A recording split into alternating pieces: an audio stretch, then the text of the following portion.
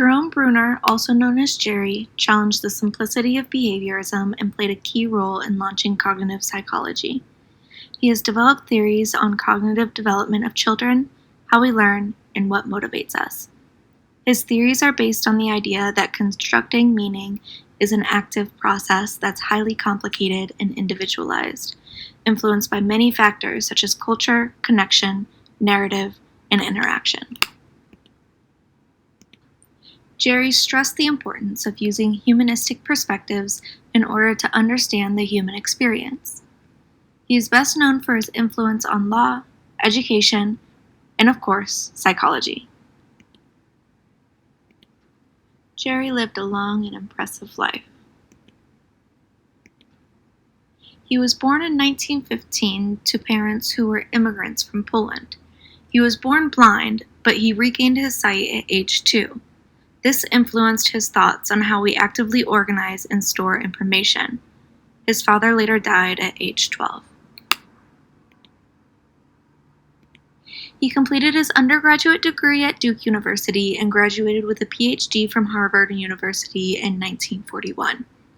After graduating from Harvard, he joined the U.S. Army, serving in propaganda and the intelligence corps. In 1945, he returned to Harvard to begin his teaching career. By 1952, he became a full professor at Harvard. During this time, he studied the ways in which experiences and values influence human perception. In 1960, he co-founded the Center for Cognitive Studies at Harvard, which is known for its interdisciplinary studies. During the 60s, he studied mother-infant interactions and introduced the concept of scaffolding. In 1972, he literally sailed his boat, called Wister Till, across the Atlantic to teach at Oxford University. There he studied early language and intention. In 1980, he returned to the U.S. to teach at the New School in New York. There he developed ideas in language, culture, narrative, and the role of humanities. In 1988, he was appointed university professor at the New York University Law School. There he studies the way in which law was embedded in narrative and the importance of law in the creation and maintenance of social norms. In the mid-1990s, he studied in an educational community in Italy. For the rest of his life, he continued writing and learning until his death in 2016. In addition to his many publications, research, and theories, his energy was also celebrated.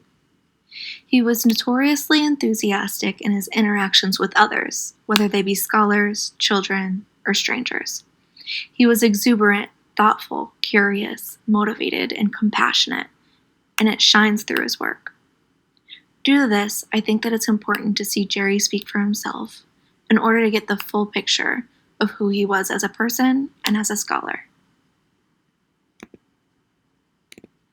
Jerry's ideas and contributions reach far beyond the field of motivation, but they greatly influence the way that we view it.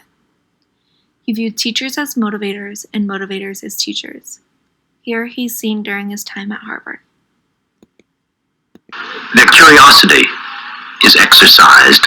They are looking for the answers to things, and when they find that that's their reward, they don't need gold stars or approbation. They should get these in some sort of a long-run thing. They also sense as they move along an increase in their own competence. And this is pretty heady.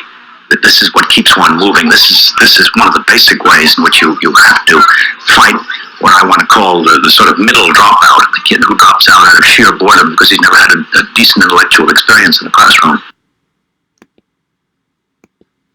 He also often emphasized the importance of motivating, or teaching, in a way that propels a person forward and equips them to continue the motivation or learning without a motivator or teacher, encouraging self-sufficiency. This thought reminds me of the common counseling goal of working ourselves out of the job. When it comes to motivation, he believed that it's very personal and very individualized. What motivates one person may not motivate another. This ties back to his views on how we construct our own realities, which we see him talking about here. We'll never know how the world really is. We always have to construct what we think the world is. We do it in describing the human situation by telling stories. We do it in science. We do it in interesting kinds of ways of thinking of new images and so forth.